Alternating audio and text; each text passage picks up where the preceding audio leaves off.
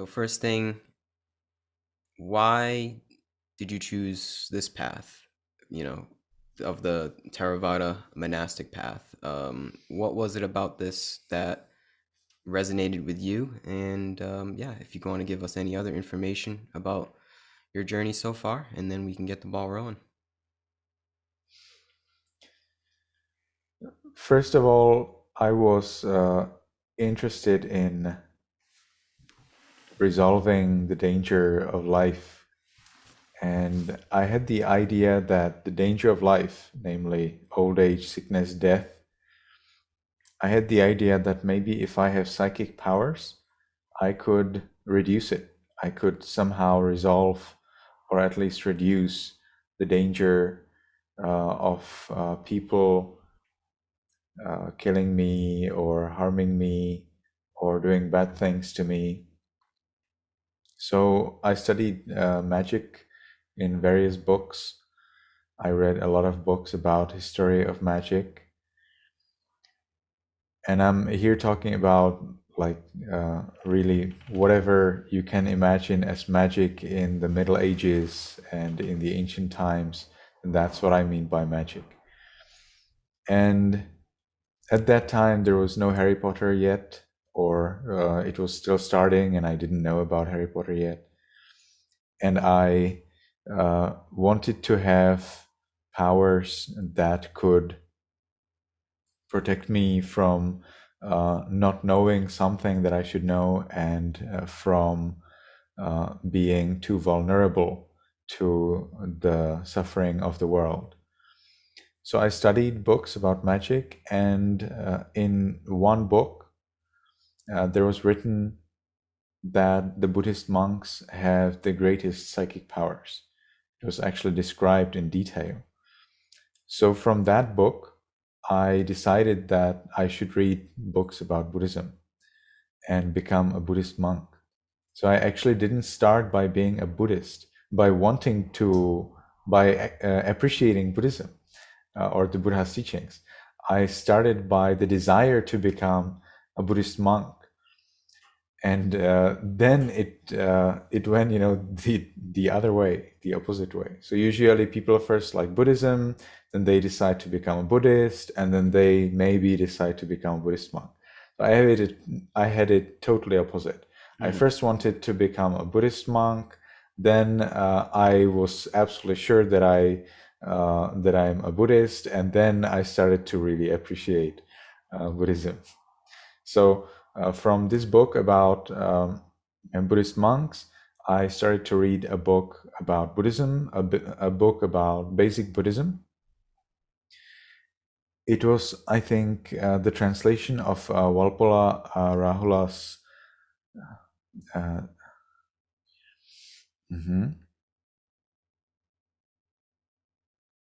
No, I don't remember the name of the book. The Word of the Buddha. It's a very famous book, actually. It's a shame that I don't remember its name. So the author is Walpola Rahula, and there is a Czech translation. So I read it in the Czech language, and there I got answers to my two big questions. I had two questions that I started to ask myself somewhere starting from my age of 5, maybe age of 10, somewhere around that time. I started to ask myself two questions that I really wanted to find answer for. First question was, who am I, or what am I? What is this I? When people say soul, when they say self, what is it? And the second question was, why is there a difference between people's success and people's health? Why are some people more successful, some people less successful, some people more healthy, living longer time, some people less healthy, living shorter time? So these were my two questions. What is this I, and why are people different in their success and health and life? And this book answered both of them. And it answered these two questions in such a way that immediately I accepted those answers and I was delighted by those answers. Mm-hmm. So the first answer, what am I or who am I, is that I doesn't exist. Mm-hmm. And this resonated with me so much. I thought, of course, that's exactly the answer that I'm searching for. I didn't know that answer. I would never imagine that answer. Yeah. It was the book that gave me the answer, but I accepted it and appreciated it immediately as I saw it. And the second answer, the answer for the second question was that we are different because of the actions that we did in the past. That also very much resonated with me. I thought this exactly makes sense. So people are successful because they did something good in the past. People are not successful because they didn't do something good in the past. People live long because they were, we could simplify to say, because they were kinder in the past. People live a shorter time, or they're not so healthy because they were not so kind in the past. So this is what took me to the path of Buddhism.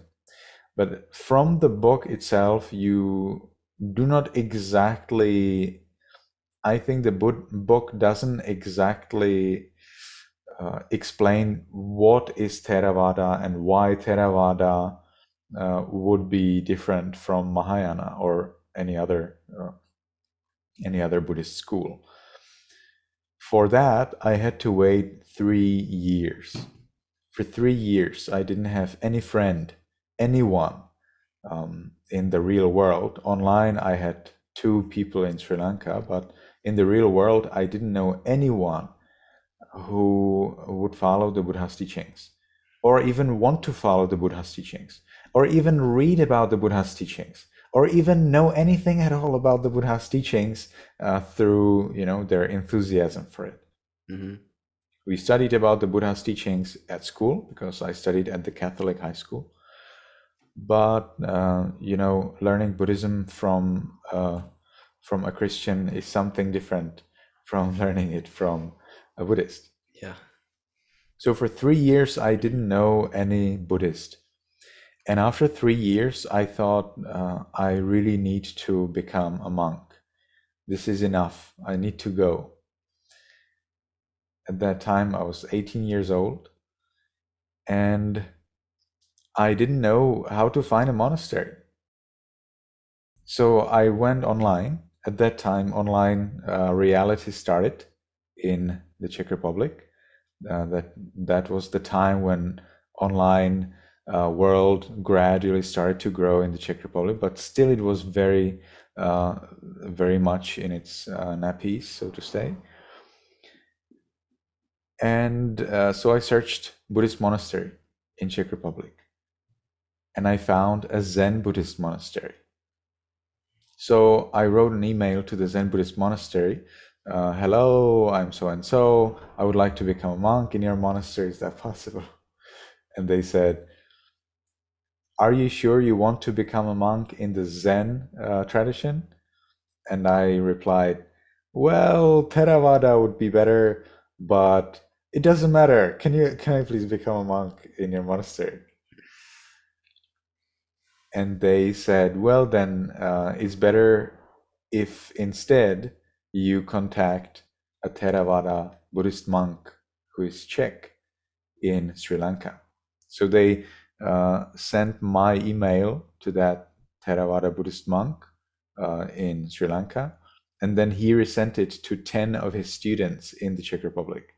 Many of them were a monk in Sri Lanka in the past, but they became lay people and returned here.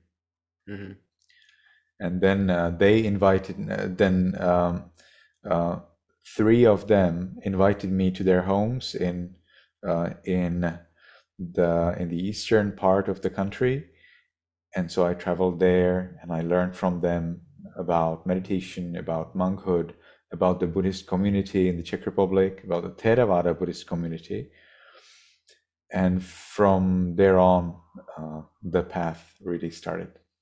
Mm, that's pretty amazing. Yeah, I can't imagine there's too many Czech Theravada monks, right?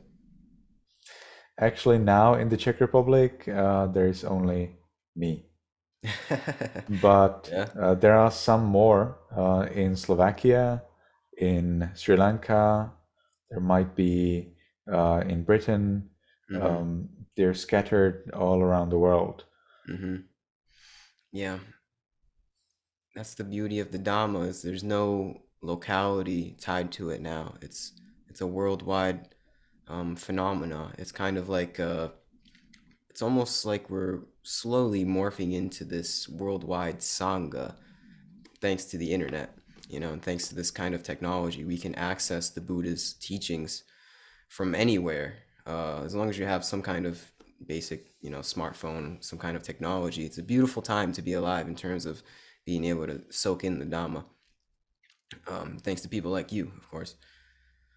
So, yeah, is it inevitable for somebody following the Eightfold Path appropriately to find themselves living as a monastic?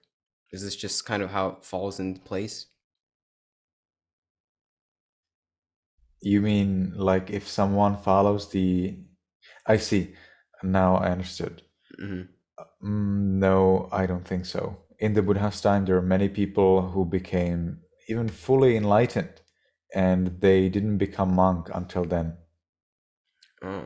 They would become monks after they became fully enlightened, but until then, they would practice, they would come to a monastery, meditate, or they would meditate themselves, or they would listen to Dhamma, but they were not monastics at all, but they became enlightened while they meditated, while they were still lay people. Mm, that's interesting. So I want to go back to your two questions: the who am I, and what was the other one? It was The difference among people. the differences exactly. So to someone that doesn't really know any better, that may seem a little contradictory because if one can realize that there is no self, yet there is also some kind of, I don't even know what the word would be, but there's also some kind of constant that is reincarnating, like some kind, we're reaping our karma. How do those mesh? If there is no self fundamentally, then what self is being reincarnated per se? I think this question is better asked um, about something that we already now experience. You know, hopefully, ideally, we are not going to die at this moment. But according to Buddhism, we actually already die at this moment.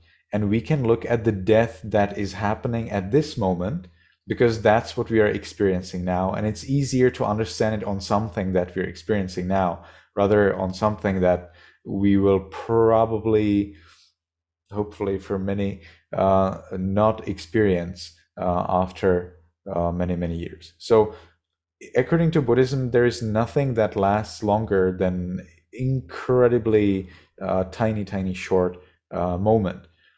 And the body is made up of things that arise and pass every single moment, and the mind also arises and passes every moment, and therefore there is nothing that passes over uh, this time length. So nothing passes longer or stays longer than a very, very short moment. And if I say very, very short moment, we're talking here about millionths, billionths of a second. So those are very, very short moments. That's we could say this is the Buddhist philosophy of the matter and mind. So, if indeed, if it is absolutely true that both the mind and the body do not last longer than these tiny little short moments, then that means that every tiny little short moment, we are dead, Hmm. because there is nothing else that could Oh. pass. According to the Buddhist philosophy, there is nothing beyond the body and mind. There's nothing else. There's just this body and the mind. Body, feelings, perceptions, intentions, and consciousness. Now, when I say intentions, This is one way of saying the word. Many people use the word volitions or formations, but I have found out that English-speaking people have no idea what that means. So I use the word intentions, which is the closest to something that is true. So the momentary reality can be explained based on causes and effects. And again, we do not have to wait until we die to think about that. We can think about it right now, right here. And that is actually the purpose of meditation. We meditate so that we see the causes and effects right now, right here. Because if we accept, we don't have to accept them. We first have to see them, and through that we accept them. When we see them and we accept them, because many people have the problem to accept them on the to accept them in real. So they will say, yes, I accept them, yes, I believe them, but their life doesn't change according to that belief, according to their acceptance. So they still continue to be greedy and hating, even though they accept that everything is impermanent, unsatisfactory. Not so. So the real acceptance here means enlightenment. And we have 4 levels of enlightenment, and that itself means 4 levels of the acceptance of the impermanence of this arising passing. So the question that you asked is basically, how do you become enlightened? The fact of this dying every moment without any permanent self between those moments that could carry these moments or anything at all from one moment to another, that understanding is enlightenment in Buddhism. Wow. So we can look at the present moment, and we can look at it in the body, in the mind, through observing them in their natural states, in their natural behavior, in their nature. And as we observe this body with its change, with its repulsive nature, with its form and its connection to the surrounding, to the environment, and with its basis in the matter, with its causes and effects, and with its danger, we can realize that really there is nothing that we could rely on in this body, because the body is really different. I have read somewhere online that according to the modern science, every 5 years, all of this body is entirely new, is entirely different. So this body gradually changes, mutates. Sometimes it mutates in the way we want. Sometimes it doesn't mutate the way we want. That's where diseases, serious, unpleasant diseases start. And this body gradually mutates throughout our life. Think about how did this body look when we were born, at the moment when we were born. How does it look now, and how it probably will look like after 40 years, 50 years, if we still live at that time. Very different, actually. There may be a lot of similarities, but physically, in the ultimate sense, there will not be a single cell that will be the same. There will be totally different cells. So that's what I mean, that our body mutates. It's extremely important that our body mutates and that it changes. As soon as it stops to change, then we start to have diseases. And those are very unpleasant diseases when the body stops to recreate. So old skin falls off the skin, new skin appears. Old surface of the bones, the layer is gradually scraped off and new one appears. And it's not just the layer, but everything about all of these parts in the body needs to be replaced. But because it is not replaced exactly by the same thing what was before there, I call it mutation. Wow. Wow, I like that a lot. That was a really good explanation. Then regarding the mind, we can observe that this mind actually is just arising and passing moments. For that, you will need to sharpen the mindfulness. Mindfulness is the ability of the mind to observe itself or the body. But we can observe mind by mindfulness. It's a characteristic of the mind. So there is a possibility to observe itself for the mind because the mind has that quality, not because it would be some other mind. So there is a modern misconception that you would need to have some other mind to observe your present moment. But that's not exactly what the Buddha expects from us.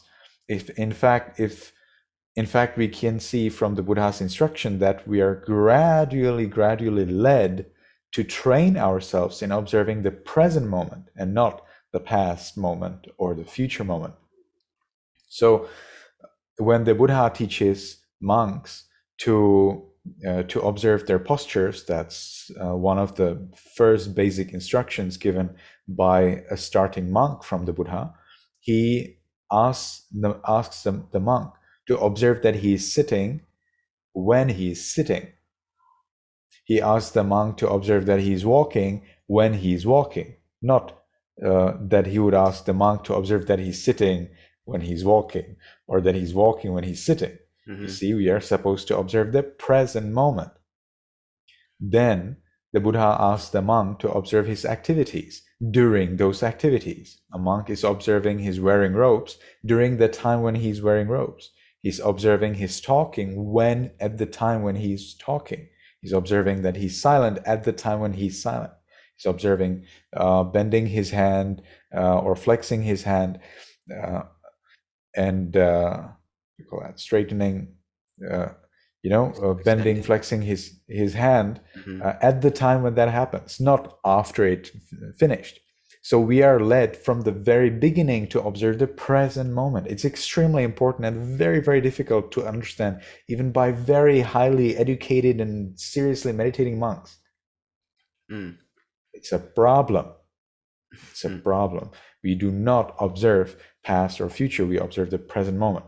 Yeah. It's a problem among monks and meditation teachers because some say observe what happened before. Some say observe what happened now. So we need to look at the Buddha's teachings and we will soon understand. It's extremely difficult to realize impermanence, unsatisfactoriness, not self, if you observe the past moment. It is much easier to understand if you observe the present moment. So the Buddha then teaches the monk to observe his breath. When do I observe my breathing in? When I start breathing out? Certainly not. The Buddha explained very clearly, and I think this is exactly the pointer, because the Buddha, it seems like, why does the Buddha explain this obvious thing in so many words? He could just say, observe your breath, right? What did he say? Observe your breathing in when you are breathing in. Observe your breathing out when you are breathing out. Why did he have to say that? And I believe this is exactly because of these people who want to observe their past, something in the past. They would like to observe their breathing out when they're breathing in and breathing in when they're breathing out. So I think that's why the Buddha said it. So we observe the present moment. When I'm breathing in, I observe breathing in. When I'm breathing out, I observe breathing out. So in the same way, we observe the mind. So when there is unpleasant feeling, I observe the unpleasant feeling at the time when I have unpleasant feeling, not when I have pleasant feeling. I observe pleasant feeling when I have pleasant feeling. I observe neither pleasant nor unpleasant feeling when I have neither pleasant nor unpleasant feeling. We observe our greed when we have greed. We observe our hatred when we have hatred. We observe our seeing when we have seeing. We observe our hearing when we have hearing.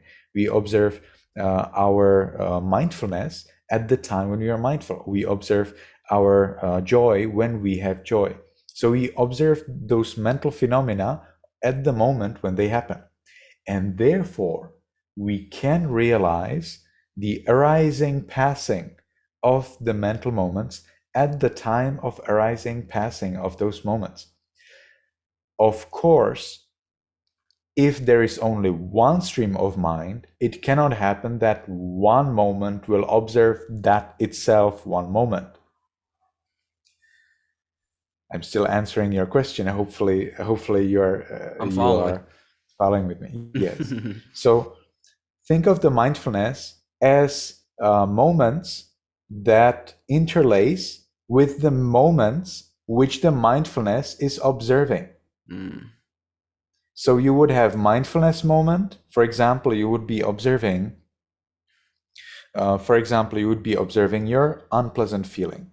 So you would have moment of mindfulness, unpleasant feeling. Moment of mindfulness, unpleasant feeling. Moment of mindfulness, unpleasant feeling. Moment of mindfulness, unpleasant feeling. They would interlace like that. They would alternate.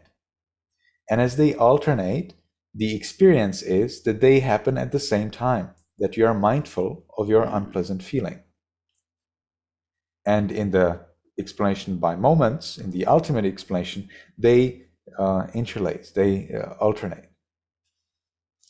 So this way we observe the present moment. It's extremely important.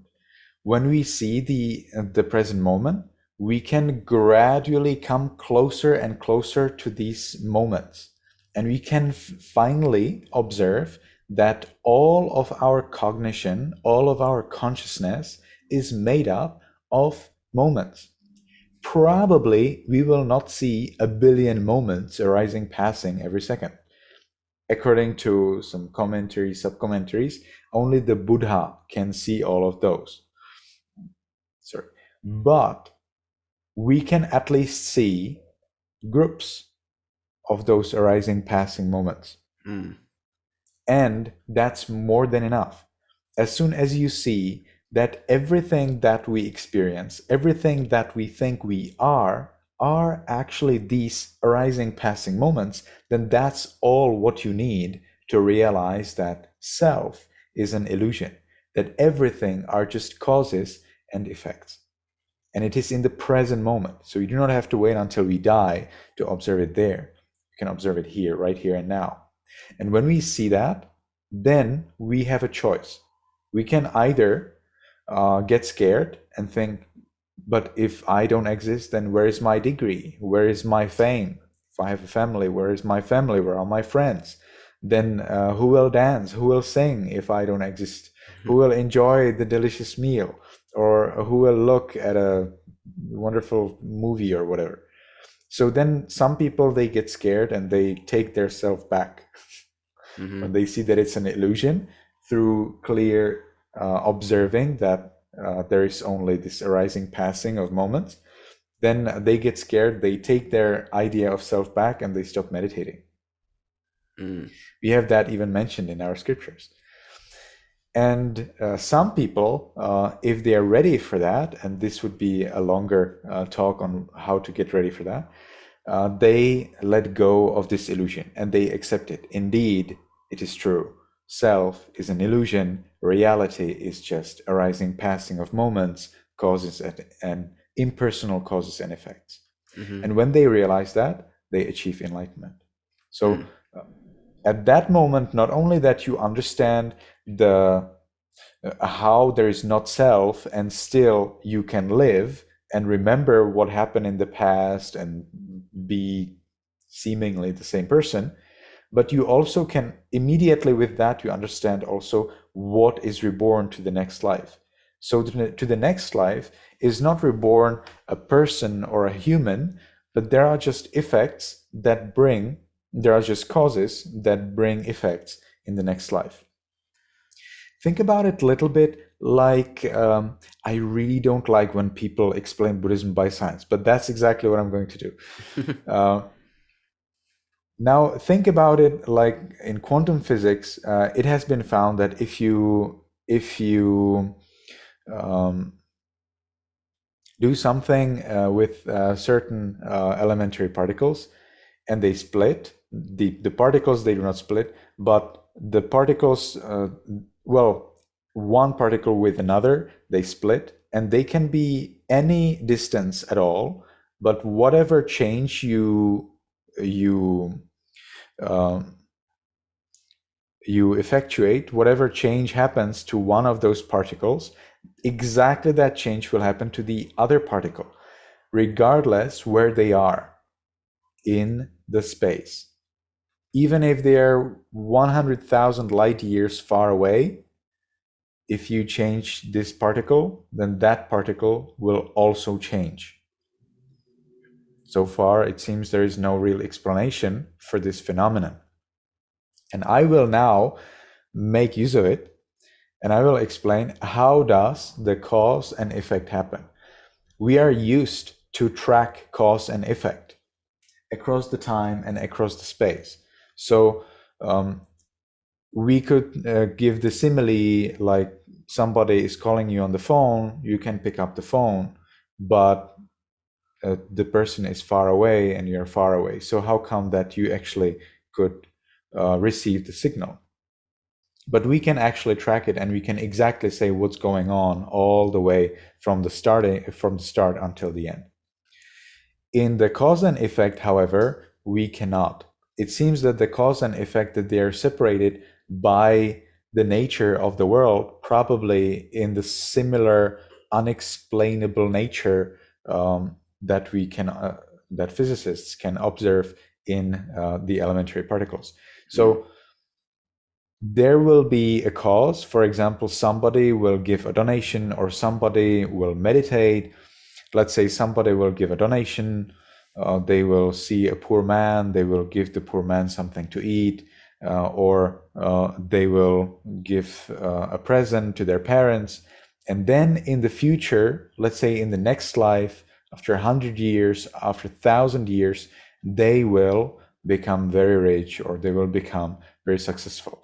It doesn't have to be after 1,000 years. It can be immediately after they give the generous gift. Miraculously, they become very successful in their job, in whatever they do.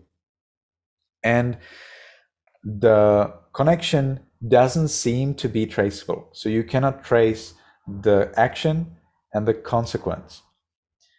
For me, I believe that we do not need to track it.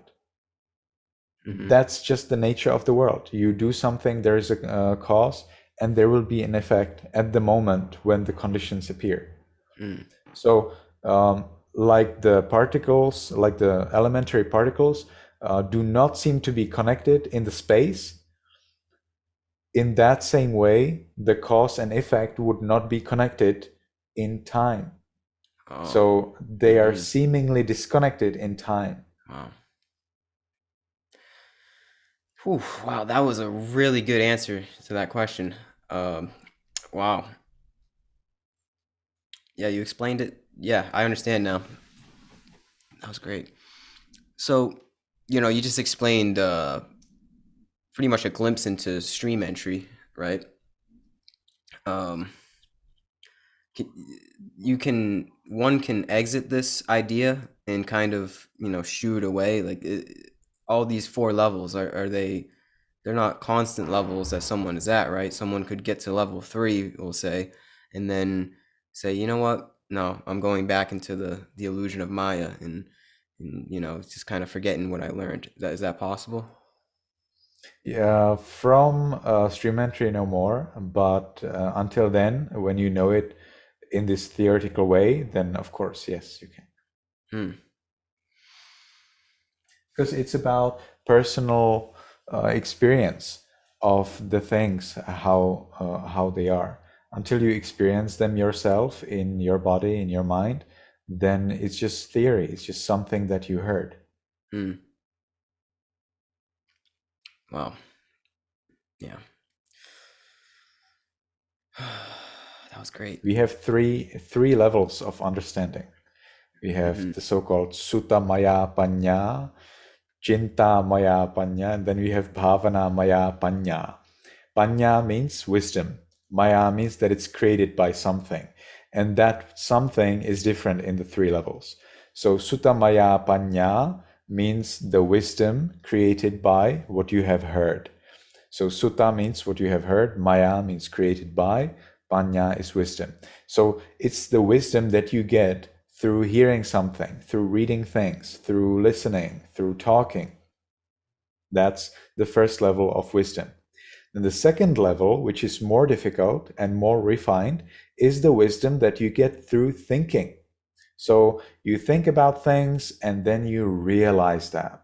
You realize, for example, when you learn statistics or mathematics or biology or whatever, and you realize something. And then there is bhavana maya panya. For us, of course, mathematics, biology are not exactly what we are studying as monks, but it's part of the, it's interestingly, it's actually part of our development. For us, mostly what's important to realize are the Four Noble Truths and three characteristics: impermanence, unsatisfactoriness, not self.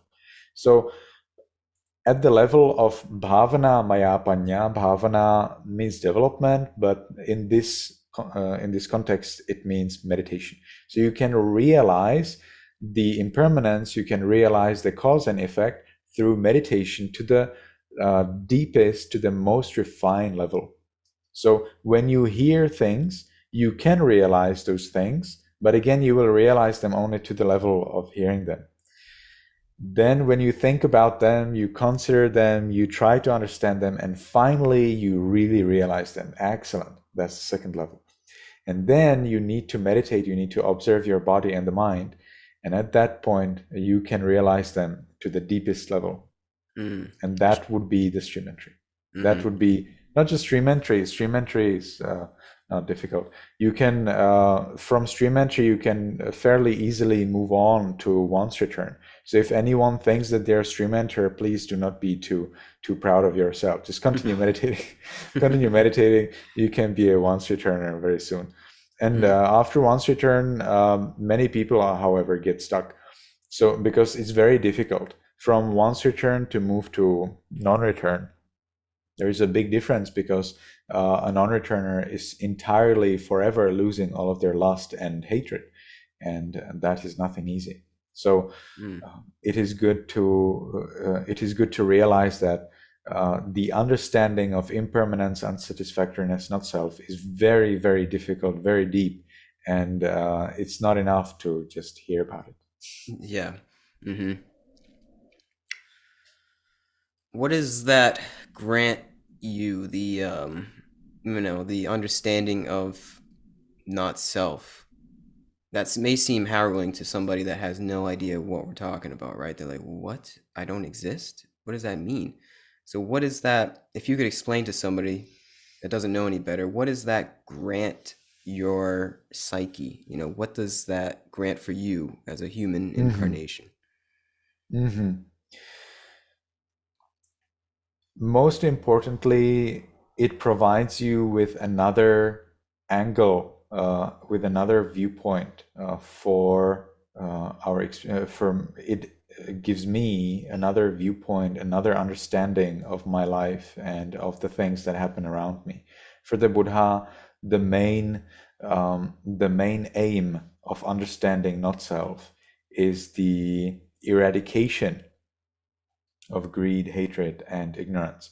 So for the Buddha, it was extremely important that as we meditate and as we gain insight, we stop or reduce our evil. We reduce our evil thoughts. We reduce our evil speech, our evil actions. So this is the main point, and this is where this helps the most. So as I realize that there is really no self, that everything is just causes and effects, it is easier for me to deal with difficulties without anger or with little anger, without greed or with little greed. So this is the most important point for me. That's what it grants me.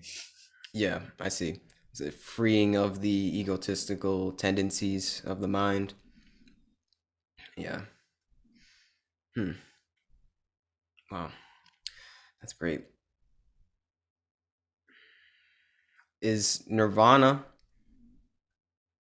because okay, so let me backpedal a little bit. We reincarnate as other sentient beings as well. Like I could be a bird in the next life, right? Yes. Is nirvana only possible in the human form?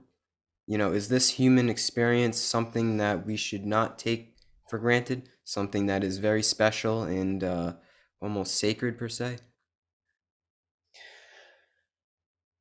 In our scriptures, we will see mostly mentions of enlightenment among humans and deities, the beings that enjoy their pleasures in heavens. I like to call them gods because people understand the word God and they do not understand the word deity. But I think it's the same thing.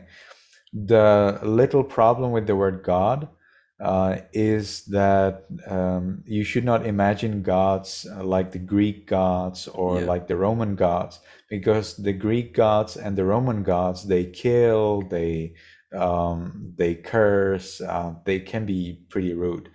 Hmm.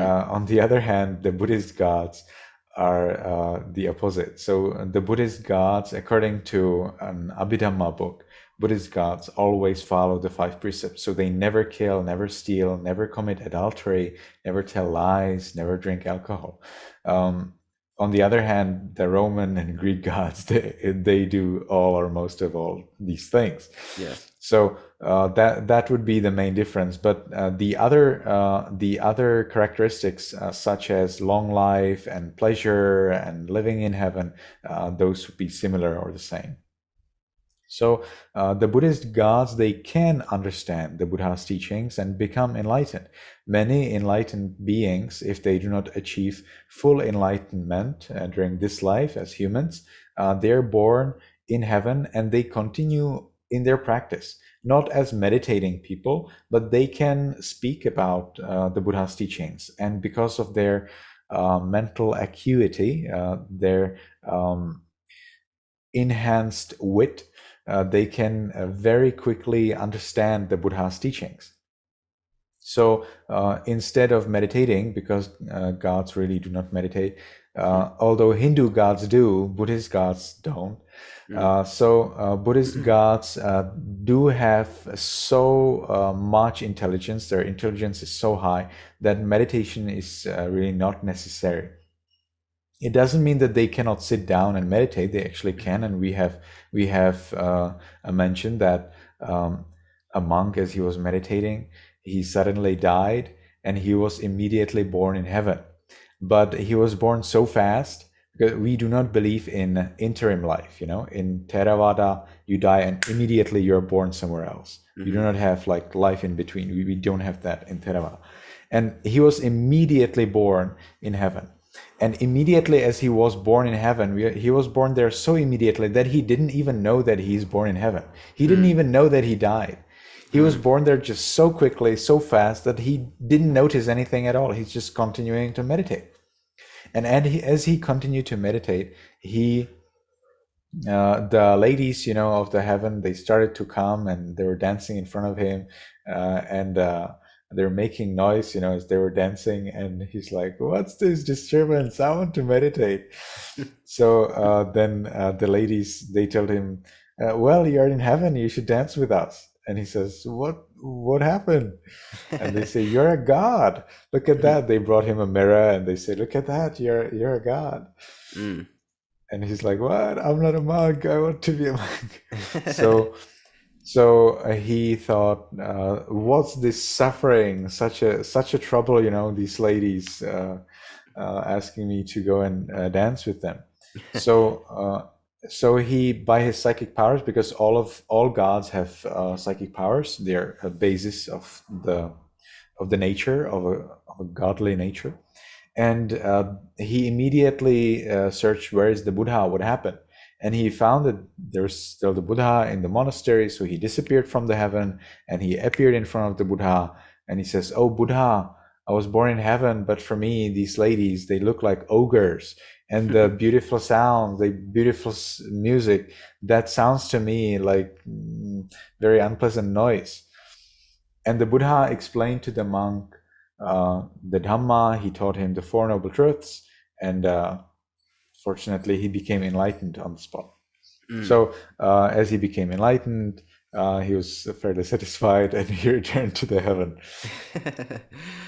Wow. So, so here you can see that in heaven it is possible for gods. It is possible to become enlightened. Very. It is possible to become enlightened, but not by meditation. Even though they can meditate, they would usually not meditate because they just hear the words and they immediately understand. Mm-hmm. Lay people, of course, sometimes heard teachings from the Buddha, and they also became enlightened right as they were listening, but that is understood as extremely rare, and many monks in Myanmar believe that today that's not possible anymore. So today we really need to meditate to become enlightened. So gods can become enlightened. Brahmas, those are like higher gods, they can become enlightened, but animals cannot. It is believed that animals are born as animals because they did not do something very well in their past life. So they're born as animals for the time being. You need to remember that in the animal realm there are a lot of troubles. Many people would love to be born as animals. Did you know that? There Yeah. are people who think, "Oh my God, oh my dog, no my God, oh my dog is enjoying so many pleasures in my home. I would like to be born like my dog and Yep. enjoy those pleasures." Mm-hmm. There are many problems with the animal life, which I think are fairly obvious. So I don't understand how could people, wish to be born as animals. For example, if the animal is sick, then it's very hard for the animal to show its sickness. And think about the freedom of, we are just talking about the dog that enjoys the most pleasures at home. We're not talking about dogs on the street. Yeah. Uh, a dog that enjoys pleasures at home doesn't enjoy one very important pleasure, and that is freedom. The Mm-hmm. dog cannot just go anywhere it wants, it cannot come anywhere it wants, it cannot pee anywhere it wants, it cannot defecate anywhere it wants, and it needs to listen. What can you imagine what people can do to achieve freedom so that nobody dictates them? And think about being born as a dog, that not only that the dog does not have a freedom because it's 100% dictated, by the dictator, the Lord, Mm-hmm. but at the same time, the dog cannot do anything against that.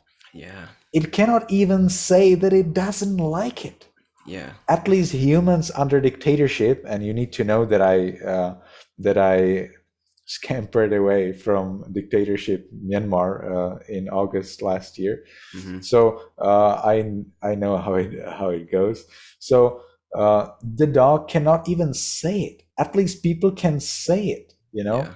Mm-hmm. A dog cannot even say it. So it's really not wise idea to be born as an animal. So we understand animal life as something, as rather a punishment for not really good deeds in the past life.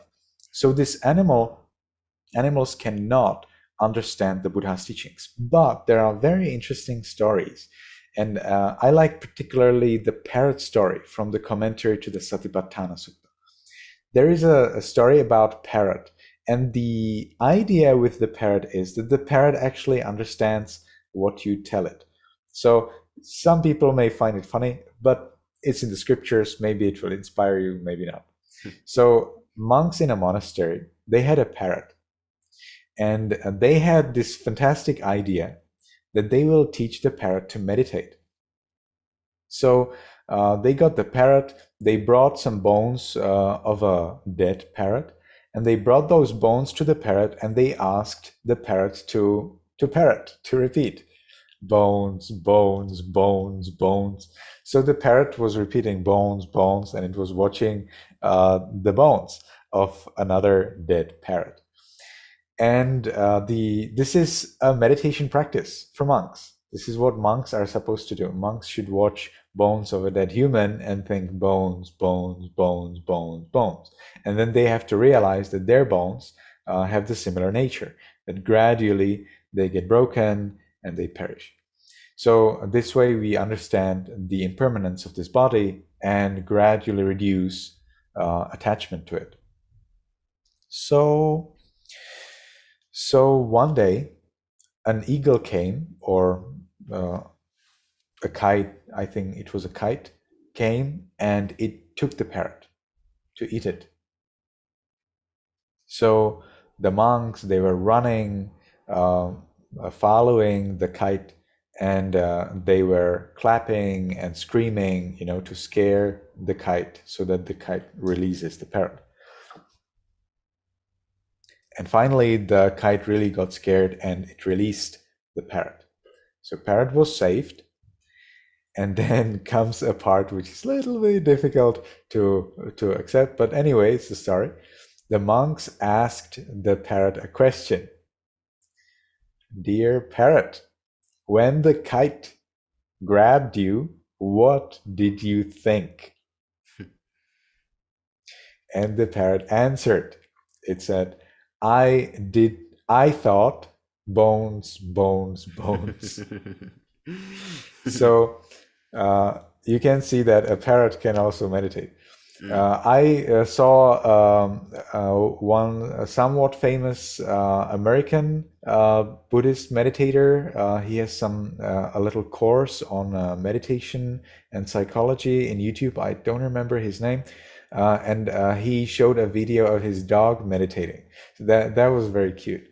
They can meditate, indeed, but we believe that their faculties, that means their faith, energy, mindfulness, concentration, and wisdom, these we call them as the 5 faculties, the 5 abilities of the mind that are necessary that need to be developed to become enlightened. So their faculties cannot get enough developed. They cannot develop to the level where they could become enlightened because of that state, because of their being an animal. Oh. The same way ghosts and beings in hell also, I don't think they can really meditate, but they can try, they can have some good thoughts, but it will not help them to become enlightened at that time. They can, however, die from there, be born as humans, and become enlightened very soon, very easily, because of the practice they did in the past life.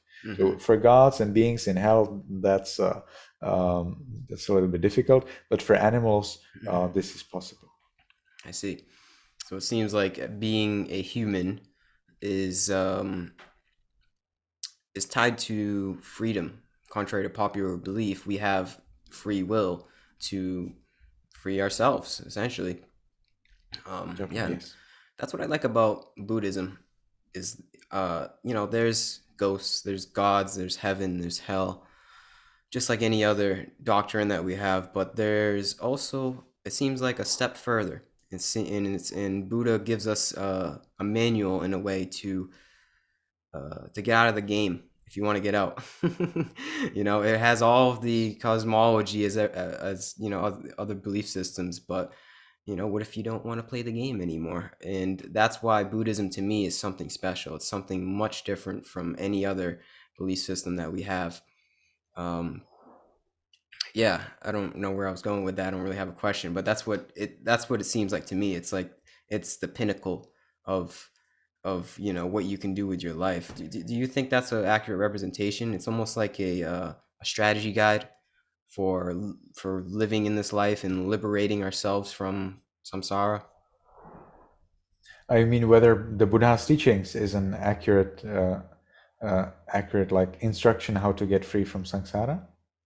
Yeah, would you say it is, putting it very basically, the Buddhist teachings they're like a manual for this game of life, to free ourselves?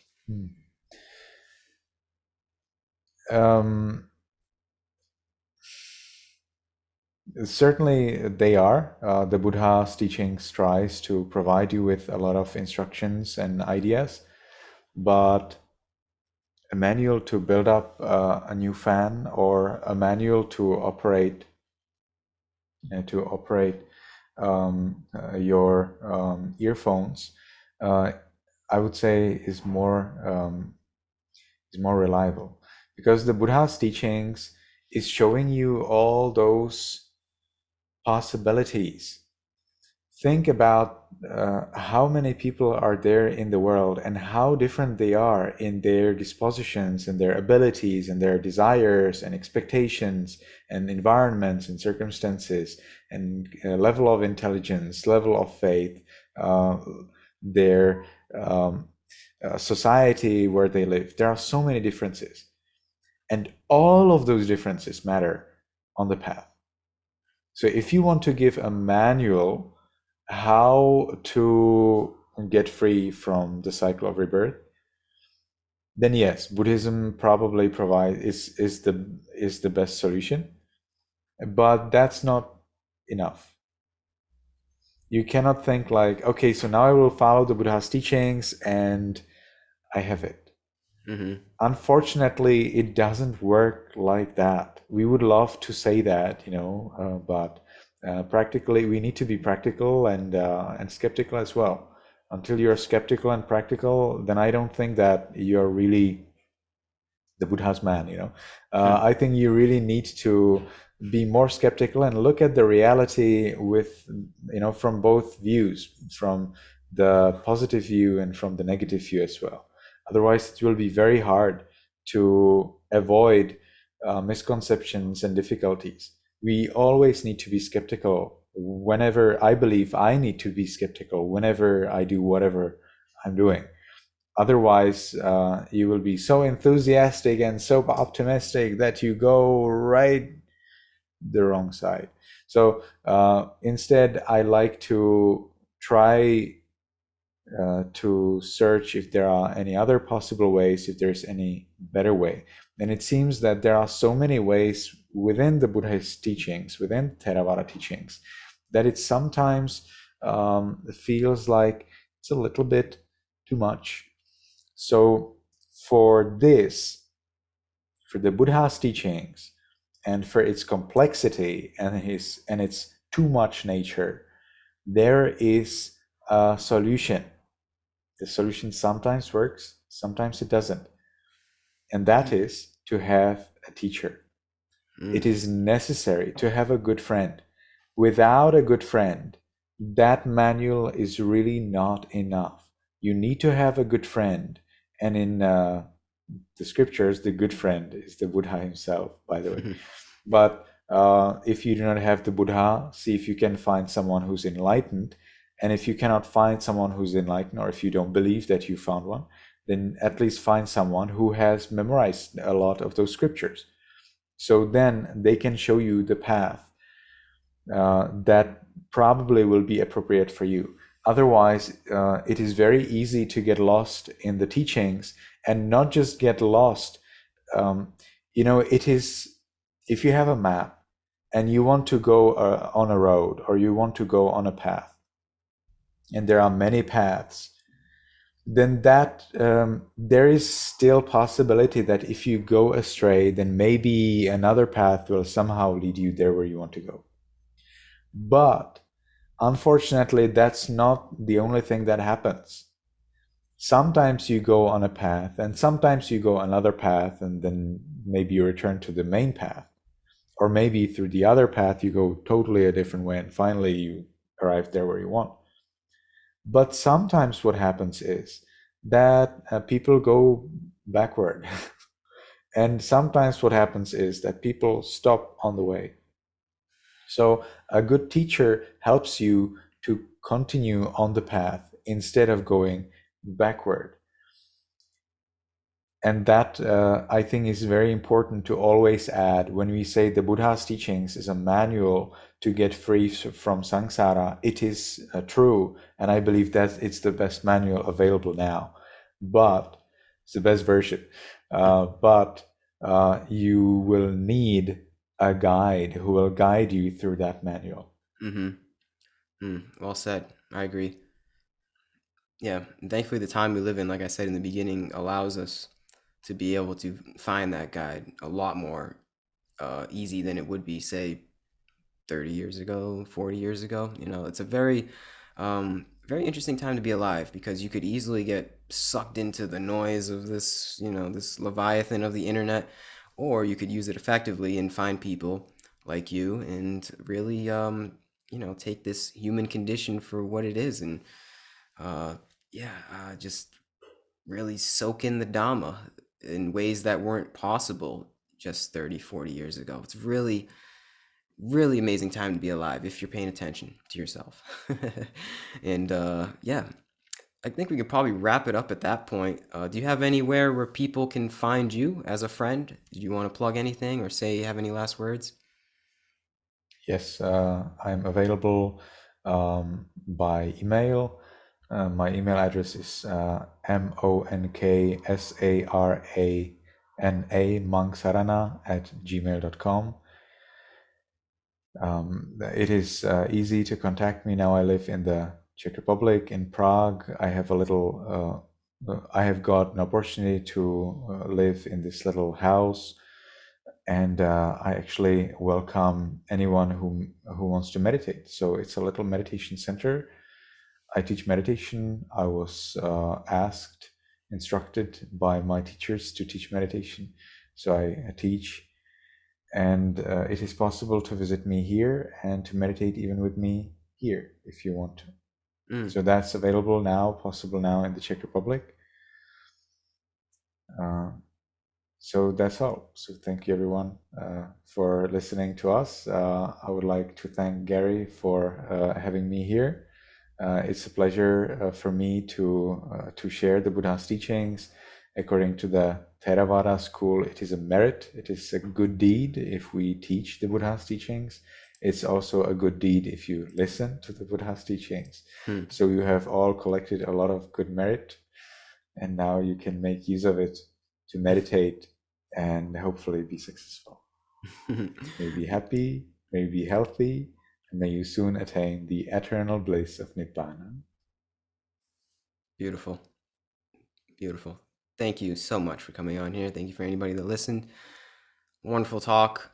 You are a very wise man. I appreciate your knowledge. And yeah, other than that, peace out to everybody. Okay, thank you very much. Bye.